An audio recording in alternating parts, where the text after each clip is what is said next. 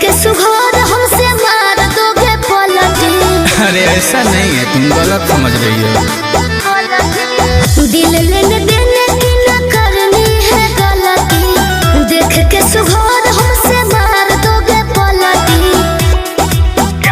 आऊं झांसे में मैं इतनी पागल नहीं, अरे पागल नहीं, समझे?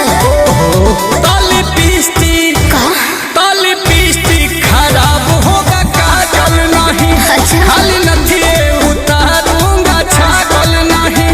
कि लिपस्टिक खराब होगा काजल नहीं। खाली नथिए उतारूंगा छागल नहीं। ऐसा क्यों?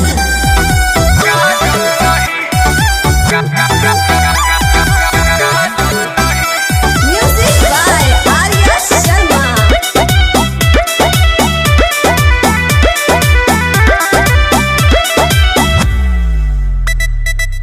है सारे लड़कों की आदत पुरानी, छोड़ देते हैं यूज करके जवानी।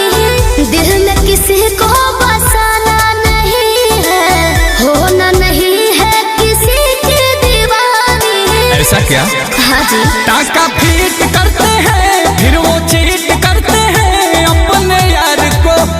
उनका यही तो है काम, करते फिरते हैं बदनाम सच प्यार को।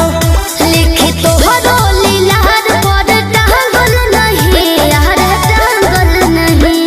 अरे तुम ही लिख दो। ओहो। ताली पीस्टी खराब होगा काजल नहीं। खाली नथिए उतारूंगा छागल नहीं। कि लिपस्टिक खराब होगा काजल नहीं। खाली नथिए उतारूंगा छागल नहीं।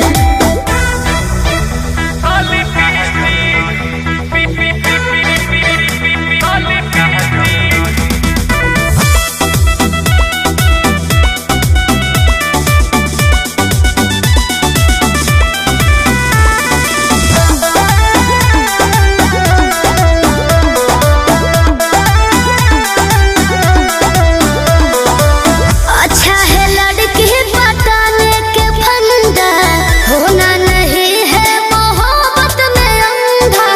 चेहरे पे जितनी शराफत झलकती, उतना ही नियत होगा तेरा गंदा। क्या? आंसू ठाड को छोड़ो, नाता हमारा से जोड़ो तत्काल रे। आओ नील कमल के पास, जोड़ी लागेगा झकास बेबी डाल रे।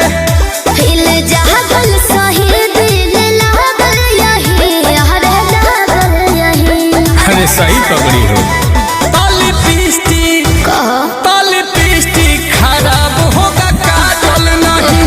खाली नथिए उतारूंगा छागल नहीं। ताली पीस्टी खराब होगा काजल नहीं। खाली नथिए उतारूंगा छागल नहीं। क्या बोलती हो? ओके।